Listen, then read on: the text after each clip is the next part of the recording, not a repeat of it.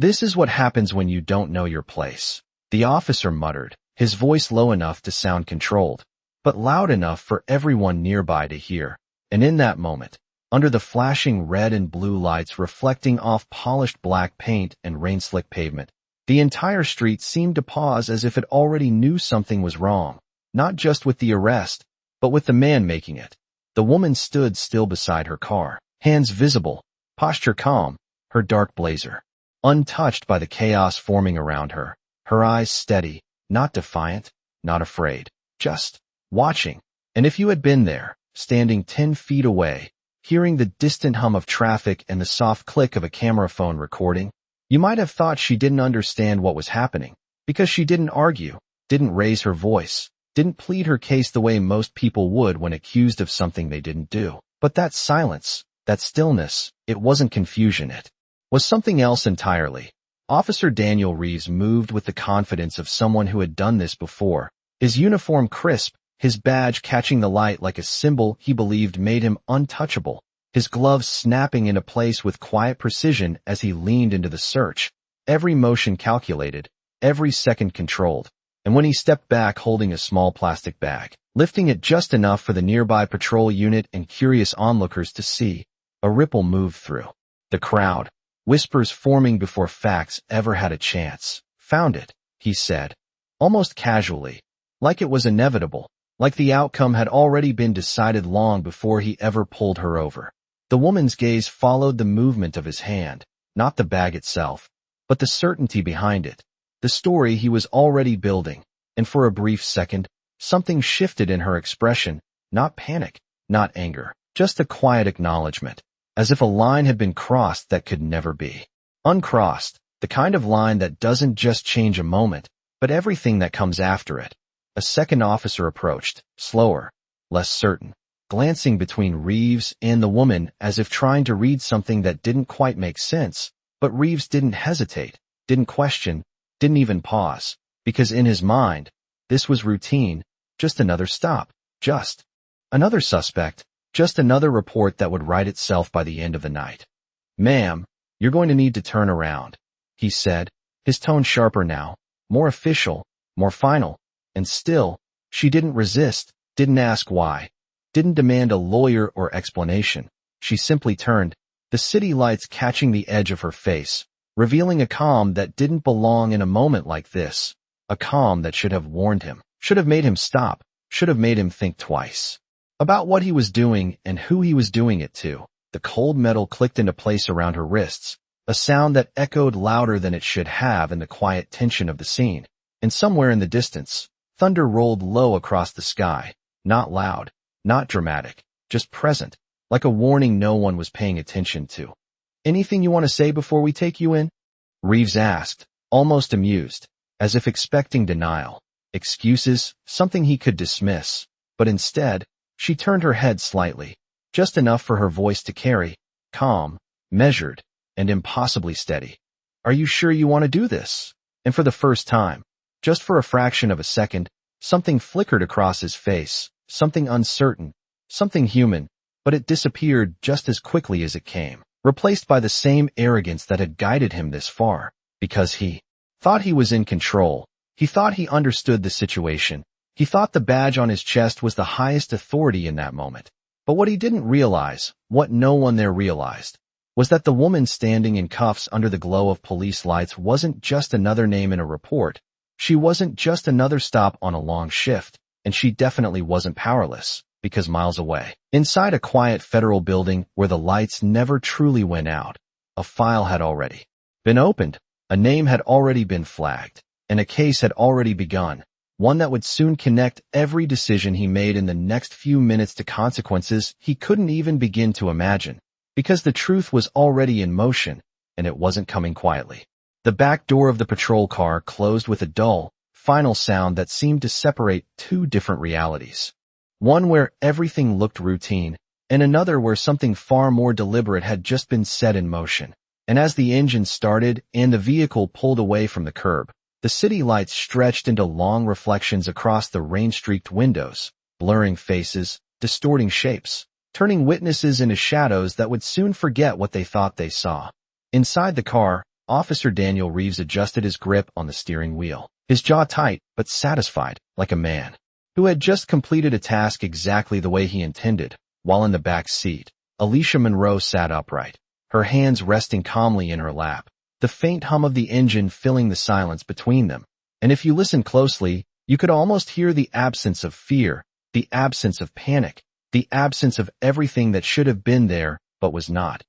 "You people always make it harder than it needs to be," Reeves said after a moment, not turning around, not needing to, because in his mind the outcome was already sealed, the report already written, the story already accepted. But Alicia did not respond, not because she did not hear him, but because she understood something he did not, that words, in moments like this, were not power, silence was. The patrol car turned onto a quieter street, passing closed storefronts and flickering streetlights, each block taking them further away from the scene and closer to something inevitable, something neither of them had fully stepped into yet. And as the vehicle slowed at a red light, a second patrol unit pulled alongside them, the officer inside glancing over, giving a short nod to Reeves, a silent confirmation, a shared understanding that what had happened back there was just another part of the job, just another name, just another arrest, nothing worth questioning. But in the back seat, Alicia's gaze shifted slightly, catching the reflection of the officer in the adjacent vehicle, and for a brief second, their eyes met through the glass, and something in that look lingered, something uncertain, something unspoken, as if even he could not fully reconcile the calm presence sitting just feet away from him with the accusation that had been placed on her. The light turned green, and the moment passed, swallowed by motion, by routine, by the quiet machinery of a system that moved forward whether it was right or wrong. Minutes later, they pulled into the station, the building standing under harsh fluorescent lights that made everything feel colder, sharper, more permanent. And as Reeves stepped out, opening the rear door, the sound of rain tapping against the roof grew louder, steady, almost rhythmic, like a clock counting down. "Step out," he instructed, his tone professional now, stripped of the earlier edge, but still carrying that same underlying certainty, and Alicia complied without hesitation, her movements measured, deliberate, as if she had already accepted every step that would follow, or perhaps, as if she had already seen how this would end. Inside, the station buzzed with quiet activity, keyboards clicking, phones ringing, officers moving between desks with practiced efficiency. And yet, as she was led through the hallway, a subtle shift began to ripple through the space. Glances that lingered a second too long, conversations that paused just slightly as she passed. Not because they recognized her, not yet, but because something about her presence did not fit the pattern they were used to, the pattern Reeves had relied on. At the booking desk, he began the process, stating her name, or rather, the name he believed belonged in that moment. His voice steady, confident, each word reinforcing the narrative he had constructed. But as he spoke, Alicia finally lifted her gaze fully, meeting his reflection in the glass partition, and when she did speak, her voice was calm, clear, and carried just enough to cut through the background noise without raising in volume. "You should check that again," she said, not as a challenge, not as a plea, but as a statement, simple and precise. And for the briefest moment, the room seemed to hold its breath, as if something unseen had just shifted into place, waiting for the next move. Reeves frowned slightly, not enough for anyone else to notice, but enough for something inside him to shift just a fraction, like a hairline crack forming beneath a surface that had always felt solid. And he glanced down at the paperwork in front of him as if the answer might already be there, printed in black ink, neat and unquestionable. But something about the way she said it lingered longer than it should have. Not loud, not aggressive, just certain, and certainty had a way of making people uncomfortable when it did not match the situation they believed they controlled. "I have it right here," he replied, tapping the form with the back of his pen, his voice steady, almost dismissive. But there was a slight delay before he spoke, a hesitation so small it could be ignored, and yet it existed, and Alicia noticed it, not with a smile, not with satisfaction, but with the same quiet awareness she had carried from the moment the lights first flashed behind her car. Around them, the station continued its rhythm, officers moving, phones ringing, a printer humming in the background, but attention was beginning to gather, subtle at first, a glance from a desk officer, a pause in typing, a conversation that slowed just enough to allow listening without appearing to listen, because something in the air had changed, something unspoken but undeniable, like the moment before a storm finally breaks. Reeves straightened slightly, clearing his throat as he continued the booking process, asking standard questions, following standard steps, each one reinforcing the structure he trusted, the structure that had never failed him before. And yet Alicia answered calmly, precisely, without deviation, her voice even, her posture unchanged, and it was not resistance that unsettled him. It was the absence of it, the complete lack of urgency in someone who should have been trying to defend herself, to explain, to fight against what was happening. Occupation, he asked, his eyes still on the form, pen ready, expecting something simple, something that would fit neatly into the space provided, something that would confirm everything he already believed. And for a moment, there was silence, not long, just long enough to be felt, long enough for the room to lean in without realizing it. And then she spoke. Federal Judiciary, she said, the words clear, deliberate, and placed exactly where they needed to be. And the pen in Reeves's hand stopped, not dramatically, not dropped, just paused mid-motion, as if his mind needed a second to catch up with what his ears had just heard.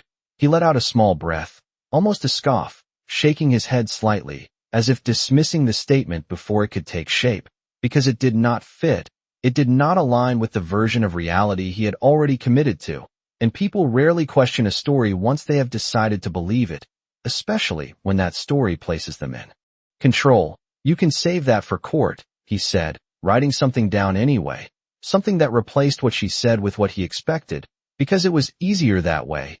Easier than considering the possibility that something about this situation was not what it seemed. Easier than asking himself why someone in her position would be sitting here so calmly if she did not know something he did not.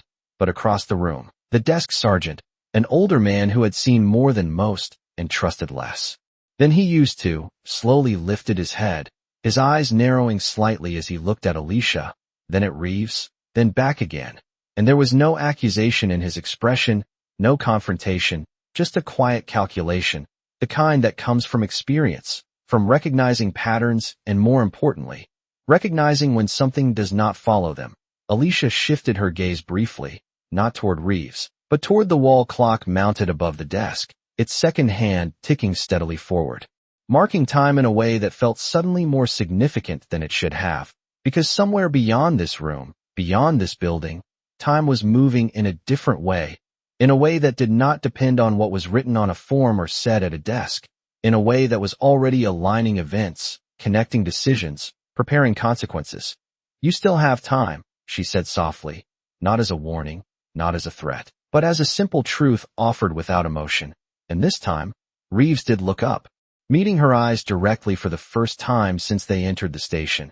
And what he saw there was not fear, not anger, not even defiance. It was certainty. The kind that does not need to be proven in the moment because it already exists beyond it.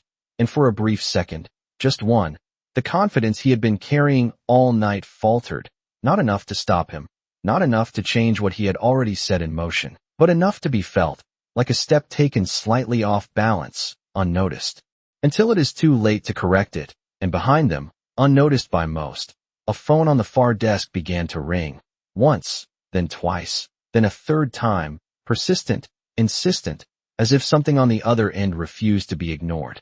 The ringing phone cut through the low hum of the station like a thread being pulled too tight, sharp and persistent, drawing attention whether anyone wanted to give it or not, and the desk sergeant reached for it on the fourth ring, his movements unhurried but deliberate, as if instinct told him this call mattered more than most. And as he lifted the receiver to his ear, the room did not fall silent, but it shifted, conversations softening, movements slowing, the subtle awareness of something unfolding just beneath the surface. Sergeant Miller, he answered, his voice steady, neutral, the kind of tone built over years of hearing everything from routine updates to moments that changed careers. And for a few seconds, he said nothing else, just listened, his eyes narrowing slightly, his posture straightening by inches, The small signals that something on the other end of that line was not ordinary, not procedural, not something that could be handled with a simple report and a signature. Across the desk, Reeves continued writing, or at least pretended to, the tip of his pen moving slower now, less certain, his attention split between the form in front of him and the silence that had begun to grow behind him. Because even without hearing the words, he could feel the weight of the call, the way it settled into the room like pressure before a storm. Alicia remained still, her gaze no longer on Reeves, no longer on the desk, but somewhere just past it, as if she were already watching events unfold that no one else could yet see. Her calm unchanged, her breathing even, her presence steady in a way that did not belong in a place like this, at a moment like this. "I understand," the sergeant said finally, his voice lower now, more controlled, and when he spoke again, there was a shift, subtle but unmistakable, the kind that comes when information changes not just a situation, but the direction of everything connected to it. "Yes, she is here," he added, and at those words, Reeves's pen stopped completely, not paused. This time, not hesitated, but stopped, the movement breaking as if something inside him had finally reached a point it could not ignore. The sergeant listened a moment longer, then nodded once, though the person on the other end could not see it. And when he hung up the phone, he did not immediately speak, he did not rush to explain. He simply looked across the desk at Reeves, holding that look just long enough for the message to begin forming before a single word was said. "Officer Reeves," he began, his tone calm, measured, but carrying an authority that did not need to be raised to be felt. "Step away from the desk for a moment." And there it was, not an accusation, not a command shouted across the room, just a simple instruction, but one that landed heavier than anything that had been said all night. Reeves blinked once, as if resetting his focus, his eyes shifting from the unfinished form to the sergeant, searching for clarification that did not come, because none was offered, and slowly, almost automatically, he pushed his chair back and stood, the small scrape of metal against tile sounding louder than it should have, drawing a few more glances from across the room. "Is there a problem?" he asked, the question controlled, but thinner than before, the confidence underneath it no longer as solid as it had been just minutes earlier. The sergeant did not answer immediately, instead turning his attention briefly toward Alicia, his gaze more direct now, more deliberate, and in that brief exchange, something unspoken passed between them, recognition not of identity yet, but of gravity, of consequence, of the weight this moment carried beyond the walls of this station. "The problem," the sergeant said finally, turning back to Reeves, "is that we need to verify some information before anything else happens." And he gestured lightly toward the paperwork, toward the process that had seemed so routine only moments ago, now suddenly uncertain, now requiring confirmation instead of assumption. Reeves let out a short breath, nodding once as if accepting the explanation. But inside, something was shifting faster now, questions forming where certainty had once been, because procedures did not stop for no reason. Calls like that did not come without cause, and whatever was unfolding, it was no longer under his control. Behind them, the station resumed its motion, but not fully, not completely, because attention had already been captured, curiosity already sparked, and as the seconds passed, the quiet tension grew, stretching the space between action and realization, between what had been done and what was about to be revealed, and through it all, Alicia Monroe remained exactly as she had been from the beginning. Still, composed, and certain, as if she had been waiting not for someone to believe her, but for the truth to arrive on its own, exactly when it was supposed to. Reeves stepped back from the desk, but not far, just enough to follow the instruction without fully surrendering his position, his shoulders still squared, his posture still carrying the remnants of authority he had relied on for years, yet something beneath it had begun to loosen, like a foundation shifting under weight it was never meant to hold. And as he stood there, watching Sergeant Miller move toward a computer terminal behind the desk, the room seemed to stretch in that quiet, uncomfortable way where time does not move faster or slower. It just becomes heavier. Miller typed in silence, his fingers steady, precise, each keystroke deliberate, and the glow of the monitor reflected faintly in his eyes as he navigated through systems that most officers never needed to access. systems that required more than routine clearance, more than everyday authority, and that alone was enough to draw attention. Because this was no longer about confirming a name or checking a record. This was something deeper, something that required validation at a level Reeves had never had to consider. What exactly are we verifying? Reeves asked, his voice controlled, but tighter now. The question not just for information, but for reassurance, for something that would bring the situation back into a shape he recognized. But Miller did not look up immediately, did not answer right away. And that delay spoke louder than any explanation could have, because in places like this, answers usually came quickly when things were simple, and slowly when they were not. Across the room, an officer who had been organizing files stopped, mid-motion, watching without pretending not to, while another leaned slightly against a desk, arms crossed, the subtle gathering of attention now impossible to ignore, because whatever was happening was no longer contained to a single interaction. It was expanding, drawing in everyone within reach of its gravity. Alicia remained where she stood, no movement, no shift in posture, her presence unchanged. But now, there was something else in the room responding to her, something intangible but undeniable, as if the space itself had begun to recognize what others had not yet fully understood. Miller finally spoke, still looking at the screen, his voice low but clear. I am verifying identity through federal channels. And that single sentence landed harder than any accusation, because it introduced a level of authority that did not belong to local procedure, did not belong to Reeves, and did not ask for permission to be acknowledged. Reeves exhaled slowly, a controlled breath, but his eyes flicked briefly toward Alicia, then back to the sergeant, trying to measure something that could no longer be measured in the usual way, because this was not about evidence in a car, not about a routine stop. This was about something that had already moved beyond his reach. The seconds stretched, each one marked by the faint ticking of the wall clock, each one pulling the situation further away from what it had been just minutes ago. And then, without warning, Miller's hand stopped on the keyboard, not abruptly, but with a finality that carried its own message, and he leaned back slightly, his gaze fixed on the screen for a moment longer before turning, slowly, deliberately, to face the room. Officer Reeves, he said, his tone unchanged but heavier now, anchored in something confirmed rather than suspected. I need you to listen carefully. And the room responded, not with silence, but with stillness, the kind that comes when everyone senses that what is about to be said cannot be undone once it is spoken. Reeves did not speak this time, did not interrupt. His focus locked on the sergeant, because whatever came next would define everything that had already happened. And Miller did not rush it, did not soften it. He simply stated it, clear and precise. The individual you brought in is confirmed as Judge Alicia Monroe, United States Federal Court.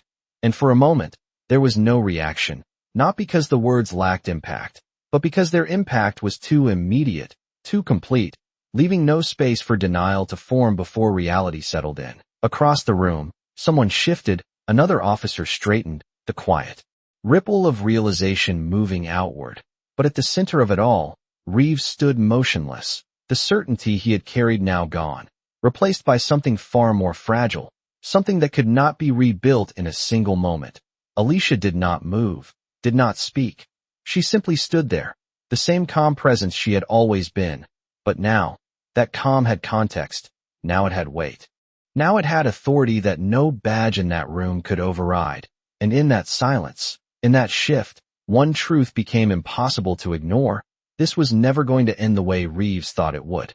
The words did not echo, but they lingered, settling into the room like a weight that no one could shift. And for a moment, no one moved, no one spoke, because everything that had just been confirmed was already rewriting what had happened, not in theory, not later, but right now, in real time. And Reeves felt it before he fully understood it, the quiet collapse of certainty. The slow unraveling of control he had not realized was fragile until it was gone. His mouth opened slightly, then closed. Again, as if searching for something to say that could restore the balance, something procedural, something official, something that would make this feel like a misunderstanding instead of what it was becoming. But nothing came, because there was no script for this, no training that covered what to do when the person in custody was not just someone with rights, but someone who represented the very system he believed he was enforcing. That does not change the evidence, he said finally. The words measured, careful, but lacking the conviction they would have carried just minutes earlier. And as soon as he said it, the room shifted again, not in agreement, not in support, but in quiet recognition that the situation had moved beyond evidence as he understood it. Sergeant Miller's gaze held steady on him, not confrontational, not aggressive, but firm in a way that did not invite argument. And when he spoke, his voice carried the weight of both authority and experience. It changes everything, he said, not raising his tone, not needing to, because the truth did not require emphasis to be heard. Across the room, the officers who had been watching no longer pretended otherwise, their attention fully engaged now. The earlier curiosity replaced by something more serious, more cautious, because they all understood, in different ways, that this was no longer just about one arrest. This was about procedure, accountability, and consequences that reached far beyond this building. Alicia finally shifted her gaze back to Reeves, not sharply, not with accusation, but with a calm that felt even more pronounced now that her identity was no longer in question. And when she spoke, her voice carried the same steady clarity it always had. "You should review your dash camera footage," she said, not as a suggestion, but as a step, a necessary one, offered without emotion, without urgency, as if she were simply pointing to something already in motion. Reeves's eyes flickered, just briefly, toward the hallway where the patrol units were parked outside, the memory of the stop replaying in fragments. Each detail now under a different light, each action no longer reinforced by assumption, but challenged by the possibility that everything he thought was controlled had been observed, recorded, preserved in a way that could not be rewritten. Miller nodded once, already moving in that direction, calling out to another officer to pull the footage, his instructions clear, efficient, the process shifting from routine booking to internal review without hesitation. Because once doubt entered the room, it demanded resolution. "Let us get that footage up," Miller said, and within moments, a monitor at the far end of the desk flickered to life. The grainy image of the street appearing, the reflection of lights, the outline of the vehicle, the beginning of a sequence that would now be watched not as confirmation, but as verification. Reeves stood where he was, his hands at his sides, no longer writing, no longer directing, just watching as the narrative he had built began to exist outside of him, independent, objective, and far less certain than it had felt in his mind. The video played, silent at first, then with audio, capturing the approach, the words spoken, the movements made, and in that recording, there was no interpretation, no assumption, only what had actually happened, frame by frame, second by second, and as it continued, the room leaned in, not physically, but collectively, attention tightening around the screen, around the truth unfolding without commentary. Alicia did not watch the monitor, not closely, because she did not need to.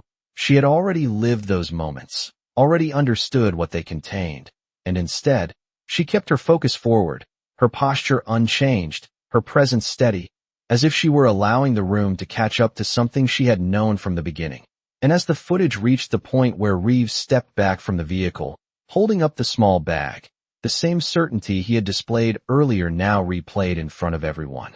But without the context he had relied on, without the assumptions that had supported it, and in that difference, in that shift between what was believed and what was seen, something irreversible began to take shape, something that no explanation could fully undo once it had been witnessed. The room did not react all at once. It reacted in layers, first with silence, then with recognition, and finally with something heavier, something that could not be undone once it settled in. And as the footage continued to play, each second stretched longer than the last, not because time had changed, but because the meaning of what they were watching had, and Reeves could feel it, not just in the way the others were looking at the screen, but in the way they were no longer looking at him the same way.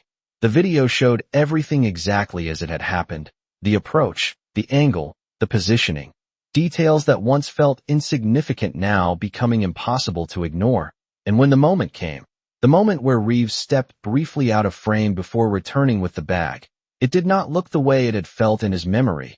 It did not carry the same certainty, the same clarity. Instead, It left a gap, a question, a space where something should have been visible but was not, and that absence spoke louder than any accusation could. "Pause it," Miller said, his voice calm but firm, and the video froze, the image holding on the exact frame where everything began to unravel, and he stepped closer to the monitor, his eyes narrowing slightly as he pointed, not dramatically, not for effect, just to mark what needed to be seen.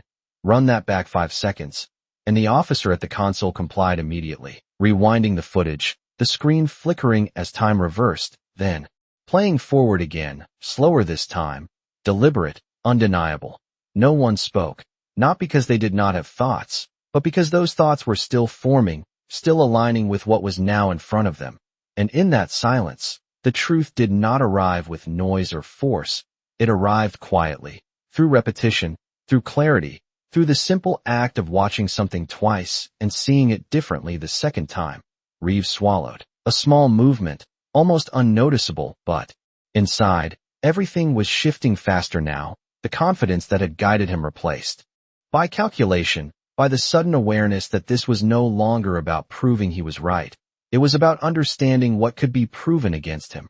And that realization did not come with panic. Not yet. It came with a tightening, a narrowing of focus, as if his mind was trying to find a way out of something that had already closed behind him.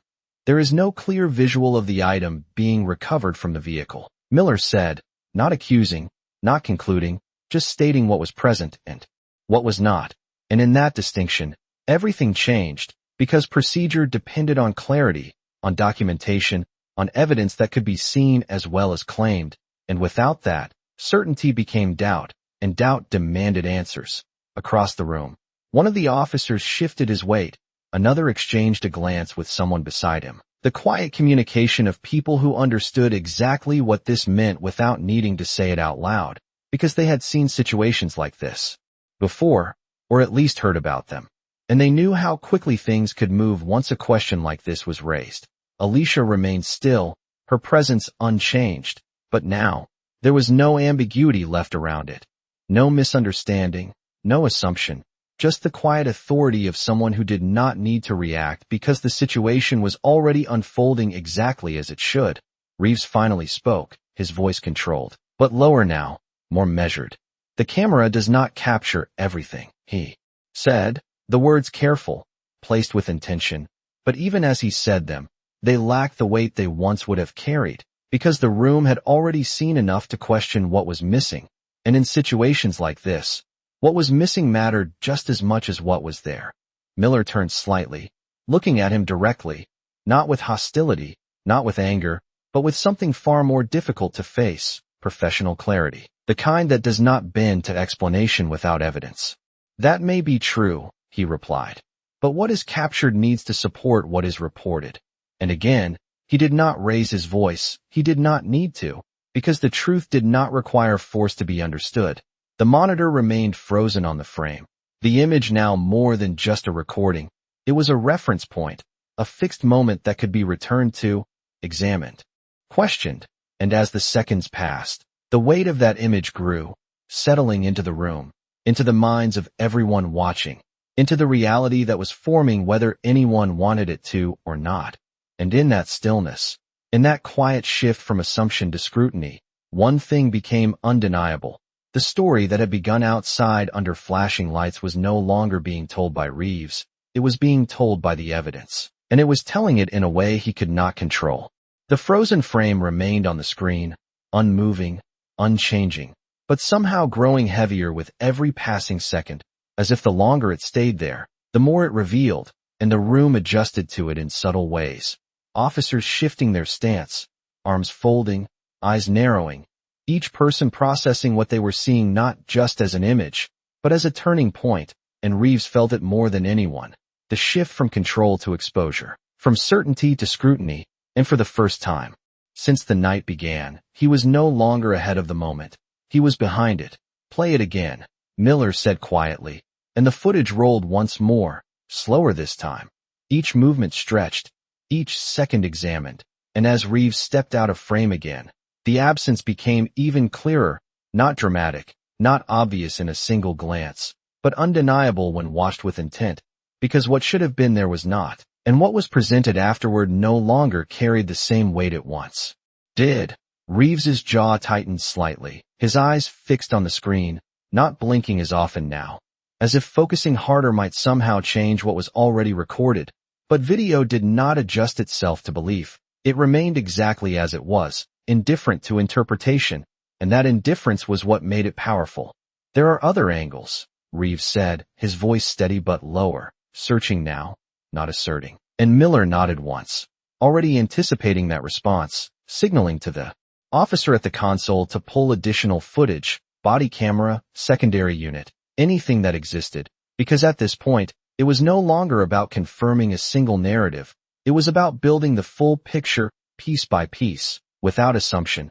Another screen flickered to life, then another, multiple perspectives now filling the space, each one adding detail, context, alignment, and as they played side by side, the gaps did not close, they widened, the angles overlapping but never confirming the moment Reeves had described. And in that overlap, the truth began to solidify not as a single revelation, but as a pattern, consistent, repeatable, impossible to ignore. The room leaned into that pattern, not physically, but mentally, each officer connecting what they saw with what they knew, with what procedure required, with what accountability demanded, and the longer it continued, the clearer it became that this was no longer a question of interpretation, it was a question of consequence.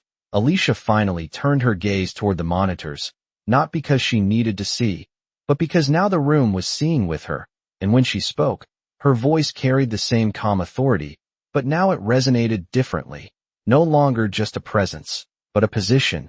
Documentation is not about what you say happened, she said, her tone even, measured.